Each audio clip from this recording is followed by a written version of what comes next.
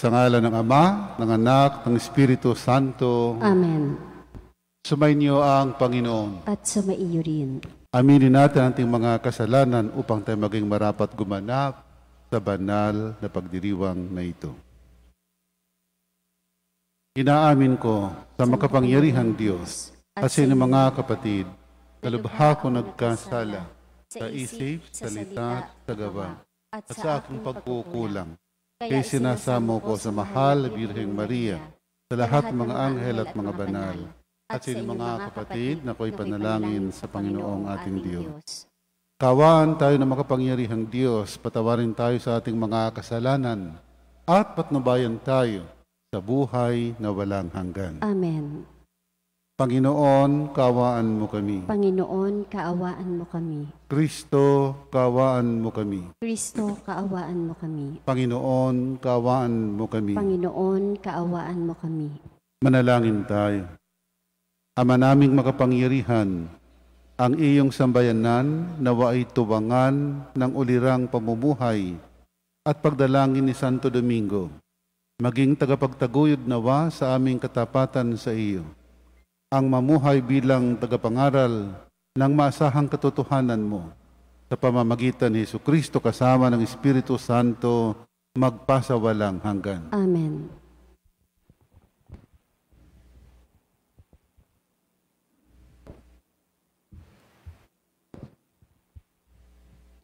Pagbasa mula sa aklat ni Propeta Ezekiel. Ikalimang araw noon na ikaapat na buwan ng ikalimang taon ng pagkatapon kay Haring Joaquin. Ako na saserdote at anak ni Buzi ay nasa Caldea sa baybayin ng Ilog Kibar nang kausapin ng Panginoon. Nang ako'y tumingala, naramdaman ko ang malakas na hangin nagmumula sa hilaga at nakita ko ang makapal na ulap na naliligid ng liwanag. Tuwing kikidlat, may isang bagay na kumikislap, parang makinang na tanso. Sa sentro ng bagyong ito, may 4 na nilalang na buhay na anyong tao. Nang sila'y lumipad, parang lagaslas ng malaking baha, ang dinig ko sa pagaspas ng kanilang mga pakpak. Parang ugong ng tinig ng Diyos na makapangyarihan sa lahat. Parang ragasa ng isang malaking hukbo. Nang sila'y tumigil, ibinaba nila ang kanilang mga pakpak. At mula sa ibabaw ng bubungan, narinig ang isang malakas na tinig. Nang tumigil nga ng paglipad ang 4 na nilalang, binayaan nilang nakalaylay ang kanilang mga pakpak.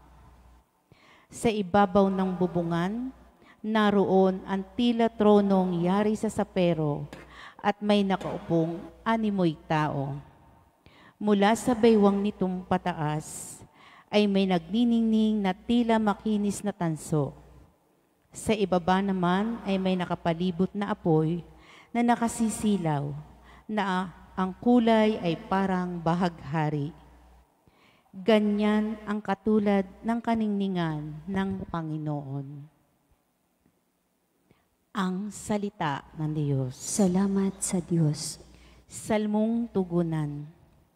Ang kadakilaan ng Diyos sa lupa't langit ay lubos. Ang kadakilaan ng Diyos sa lupa't langit ay lubos.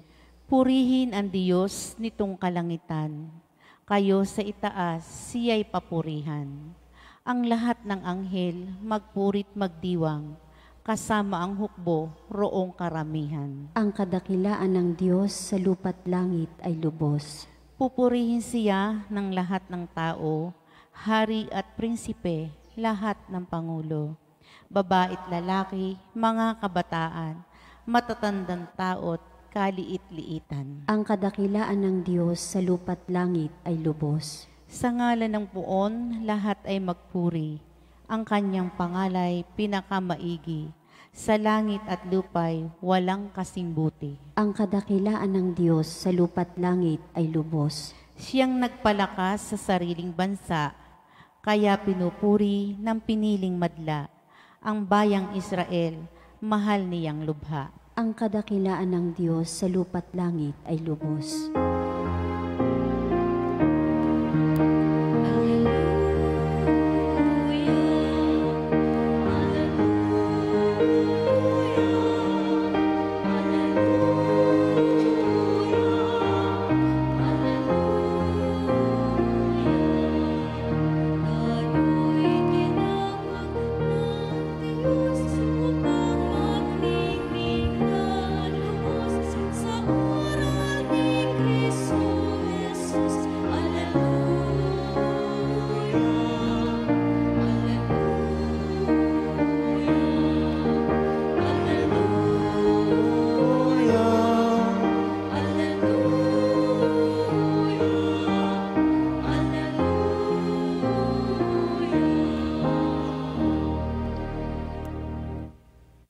Sumainyo ang Panginoon. At sumaiyo rin. Ang mabuting balita ng Panginoon ayon kay San Mateo. Papuri sa iyo, Panginoon.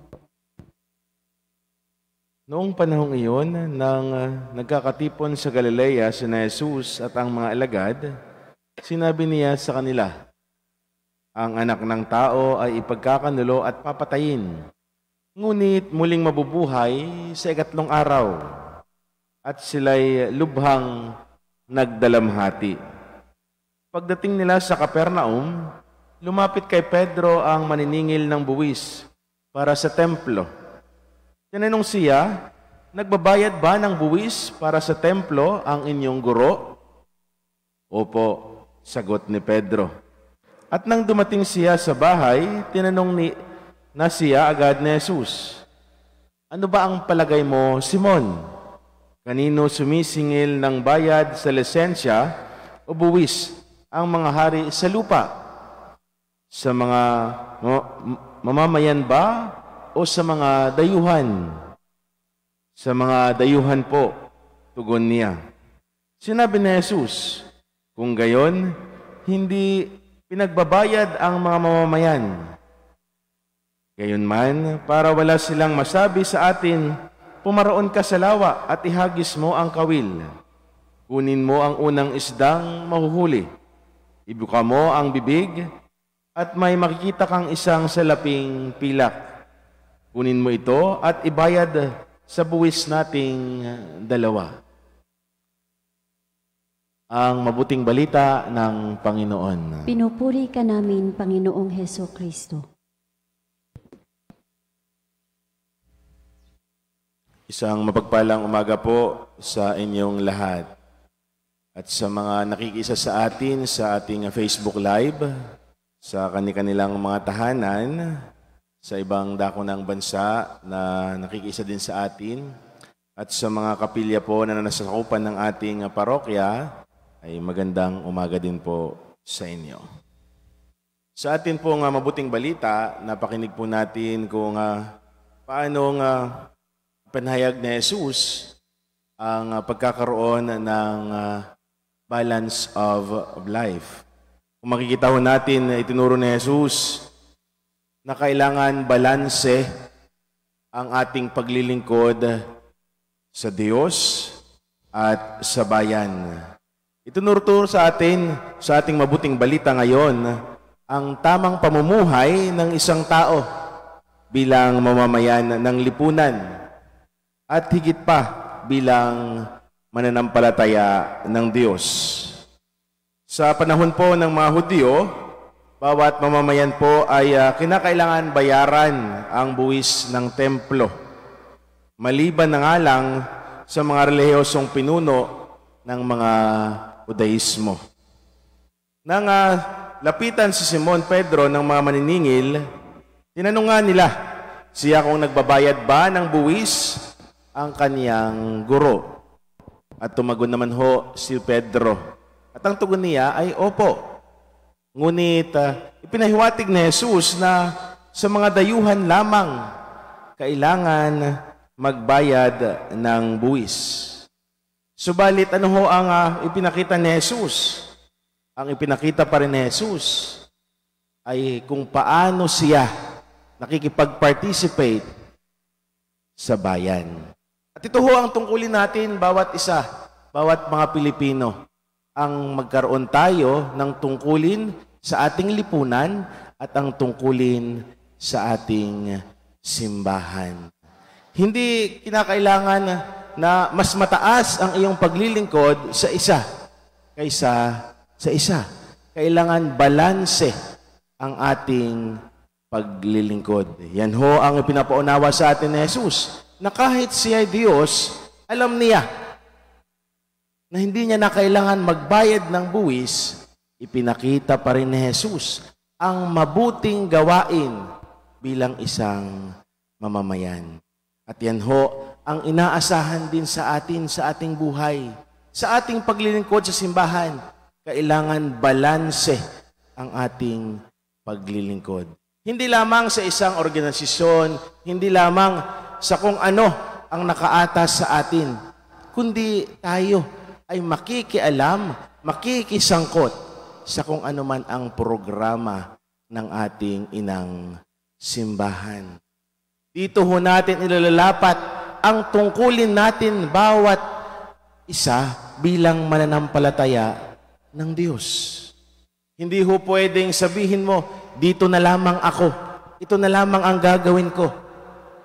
Ito ho ay pinapaunawa sa atin ni Jesus sa ating mabuting balita ngayon.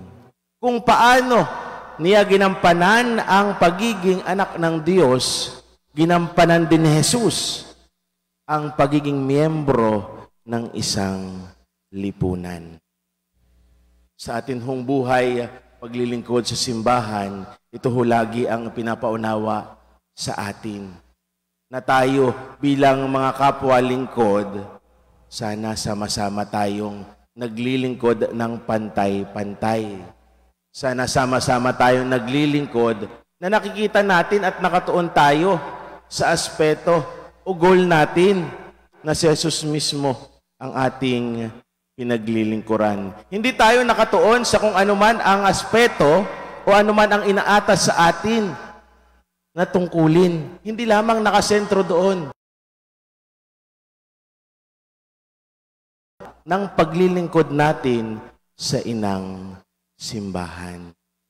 Sana balanse ang ating buhay paglilingkod. Tinuturuan tayo ni Kristo na ang pagiging tao ay pagiging mamamayan ng lipunan, na kung saan sinusundan natin ang mga batas ng ating bansa. Higit pa diyan, nais din ni Jesus na tayo'y magiging mabuting Kristiyano sa paggawa ng kabutihan bilang mga miyembro ng kanyang katawan, ang inang simbahan. Kaya nga po, ipinakita ni Jesus sa unang bahagi ng ating mabuting balita kung paanong sinabi niya sa kanyang mga alagad na siya'y mamamatay at muling mabubuhay. Ito ho ang pagpapakita ni Jesus ng tunay na pagmamahal sa tao. Na kaya niyang ialay ang kanyang buhay para sa lahat. Hindi lamang sa iisa, hindi lamang sa personal, hindi lamang sa kanyang mga alagad, kundi para sa lahat. Balanseng buhay, balanseng paglilingkod, balanseng pananaw sa kung ano ang mas ikabubuti nating lahat. Nawa, sana tayo rin, mga kapatid, na mananampalataya kay Kristo.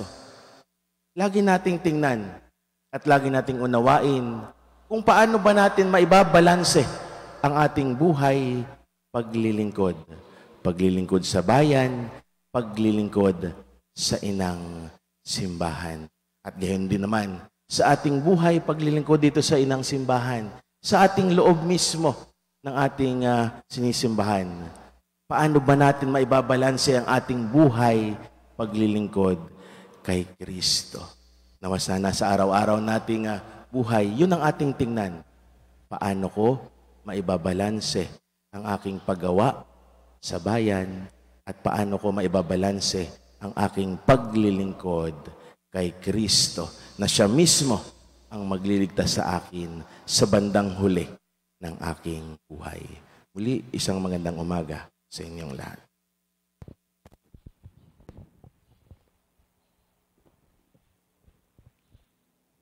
Sa ating kahinaan at pangangailangan, tumulog tayo sa Diyos na ating dapat sundin at paglingkuran sapagkat siya ang pinagmulan ng lahat ng kapangyarihan sa sandaigdigan. Panginoon, dinggin mo ang aming panalangin. Panginoon, dinggin mo ang aming panalangin. Ang simbahan saan mang dako ng daigdig, naway walang takot na magpahayag ng pinakamahalagang katarungan at kapayapaan. Manalangin tayo sa Panginoon. Panginoon, dinggin mo ang aming panalangin. Ang lahat ng tao, naway makabahagi ng tama sa mga material at espiritual na bagay ng daigdig, at ang mga organisasyong sibiko at estado, naway makatulong sa pagtatanggol sa mga mahihina at mga mahihirap.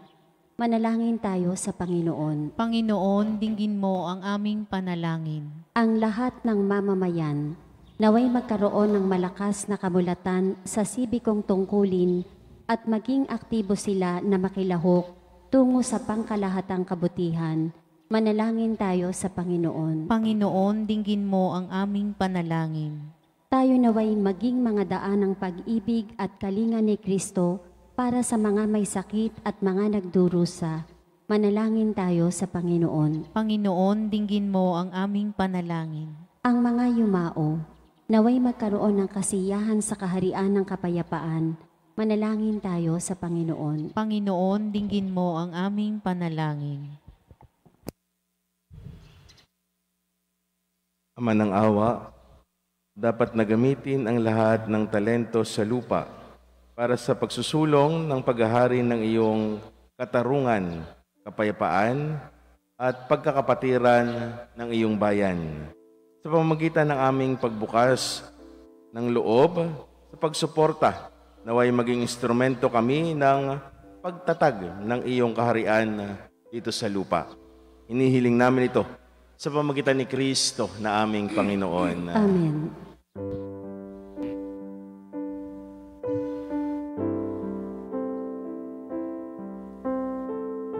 Puri-puri ka Diyos, mga lumikha sa sanglibutan.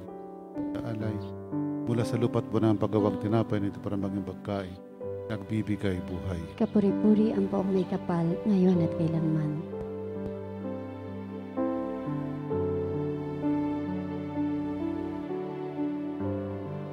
Puri-puri ka Diyos sa mga lumikha sa sanlibutan, sa iyong kagandahang loob. Narito ang may iaalay mula sa katas ng ubas at bunga ng aming paggawa, ang alak na ito para maging inuming nagbibigay ng iyong Espiritu. Kapuri-puri ang poong may kapal, ngayon at kailanman.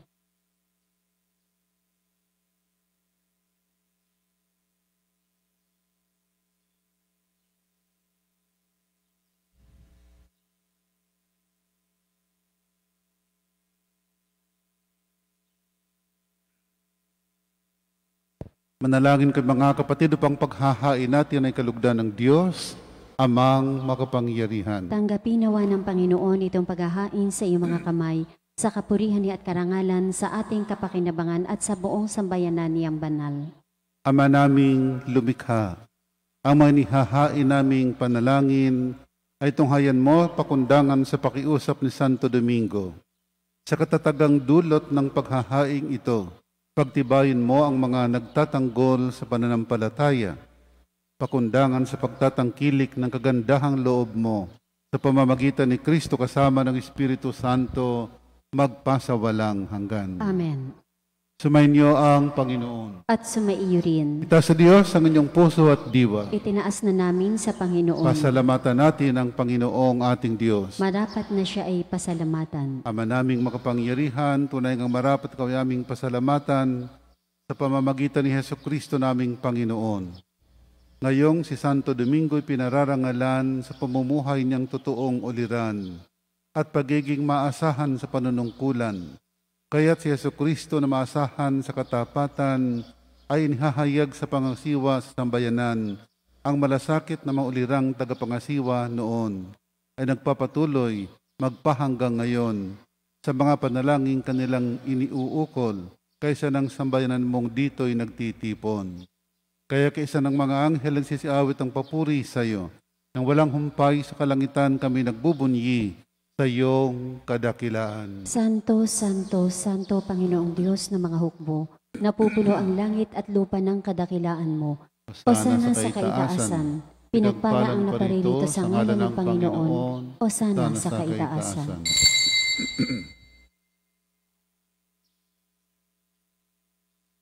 Ama naming banal, ikaw ang bukal ng tanang kabanalan.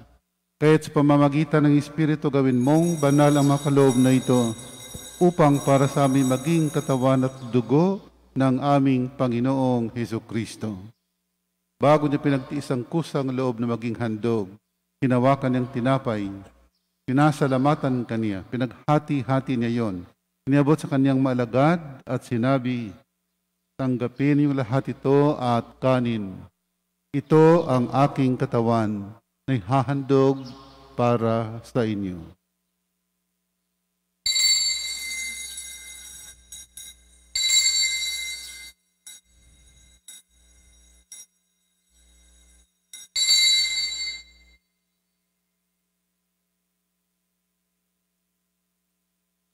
Gayon din naman ang matapos ng hapunan, hinawakan niyang kalis, muli kanyang pinasalamatan.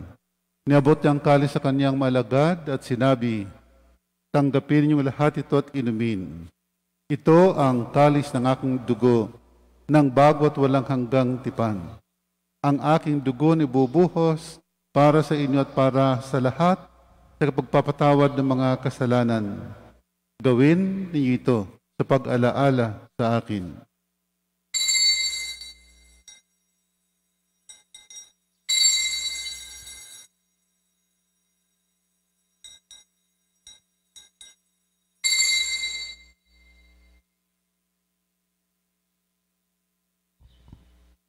Ipagbunyi natin ang misteryo ng pananampalataya. Si Kristo'y namatay, si Kristo'y nabuhay, si Kristo'y babalik sa wakas ng panahon. Ama, ginagawa namin ngayon pag-alala sa pagkamatay at muling pagkabuhay ng iyong anak. Kaya tiniaalay namin siyang tinapay na nagbibigay buhay at ang kalis na nagkakaloob ng kaligtasan. Kami nagpapasalamat dahil kami iyong minarapat at tumayo sa harap mo para maglingkod sa iyo. Isinasamo namin kaming magsasalo-salo sa katawan at dugo ni Kristo'y mabuklod sa pagkakaisa sa pamamagitan ng Espiritu Santo. Ama, lingapin mo yung simbahang laganap sa buong daigdig. Puspusin mo kami sa pag-ibig, kaysa ni Francisco naming Papa, ni Gilbert naming Obispo at ng Tanang Kaparian. Alalahan mga kapatid naming nahimlay na may pag-asang sila ay muling mabubuhay. Gayon din ang lahat ng mga pumanaw. Kawan mo sila't patuloyin sa iyong kaliwanagan. Kawan pagindapatan kaming lahat na makasalo sa iyong buhay na walang wakas. Kaysa ng mahal na Birheng Maria na ina ng Diyos. Kaysa ng Poong San Jose, ng mga apostol at ng lahat ng mga banal na namuhay dito sa daigdig ng kalugod-lugod sa iyo. May pagdiwang nawa namin ng pagpupuri si kararangal mo sa pamamagitan ng iyong anak na aming Panginoong Hesukristo. Sa pamamagitan ni Kristo, kasama niya at sa Kanya, ang lahat ng parangal at papuri ay sa iyo, Diyos amang makapangyarihan, kasama ng Espiritu Santo, magpasawalang hanggan.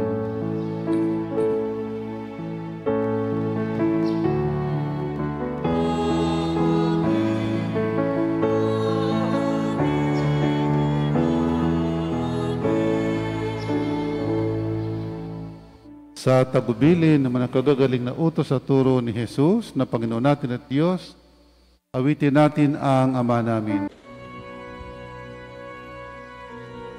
Ama namin, sumasalangit ka, sambahin ang ngalan mo,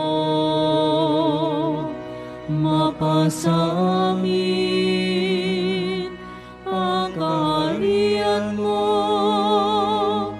sundin ang loob mo dito sa lupa para ng sa langit. mo kami ngayon ang aming kakanin sa araw-araw. At patawarin mo kami sa aming mga sala para ng pagpapatawad namin sa nagkakasala sa amin. At huwag mo kaming ipahintulot sa tukso at iadya mo kami sa lahat ng masama. Hinihiling namin kami adya sa lahat ng masama, pagkalooban ng kapayapaan araw-araw, iligtas sa kasalanan, at ilayo sa lahat ng kapahamakan. Samantalang aming pinananabikan ang dakilang araw ng pagpapahayag ng tagapagligtas naming si Hesu Kristo. Sapagkat iyo ang kaharian at ang kapangyarihan at ang kapurihan magpakailanman. Amen. Panginoong Hesu Kristo, sinabi mo sa iyong mga apostol, kapayapaan ang iniiwan ko sa inyo. Ang aking kapayapaan binibigay ko sa inyo. Tunghayan mong aming pananampalataya at huwag ang aming mga pagkakasala. Pagkalooban mo kami ng kapayapaan at pagkakaisa ayon sa iyong kalooban, kasama ng Espiritu Santo, magpasawalang hanggan. Amen. Ang kapayapaan ng Panginoon ay laging sumainyo. At sumaiyo rin. Magbigayan kayo ng kapayapaan sa isa't isa. Kordero ng Diyos na nag-aalis ng mga kasalanan ng sanlibutan, maawa ka sa amin. Kordero ng Diyos na nag-aalis ng mga kasalanan ng sanlibutan, maawa ka sa amin. Kordero ng Diyos na nag-aalis ng mga kasalanan ng sanlibutan, ipagkaloob mo sa amin ang kapayapaan.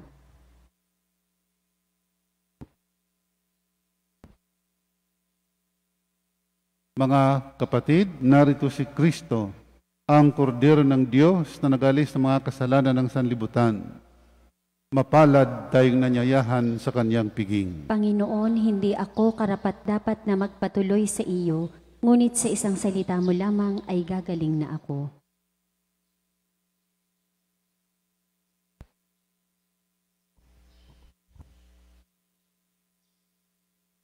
Ang katawan ni Kristo. Amen.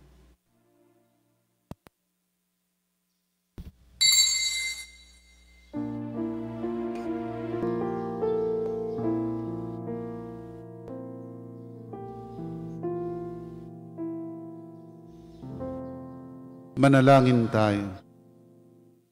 Ama naming mapagmahal, ang lakas na dulot ng piging mong banal ay lubusan nawang pakinabangan ng iyong sambayanan na napanariwa at napamunga sa kanyang pangangaral at naway matulungan ng kanyang pagdarasal sa pamamagitan ni Kristo kasama ng Espiritu Santo magpasawalang hanggan. Amen. Sumainyo ang Panginoon. At sumaiyo rin. Pagpalain ka ng makapangyarihang Diyos, Ama, Anak, at Espiritu Santo. Amen. Ang banal na misa ay naialay na umayon ng taglayang kapayapaan at pag-ibig ng Diyos. Salamat sa sa Diyos. Diyos.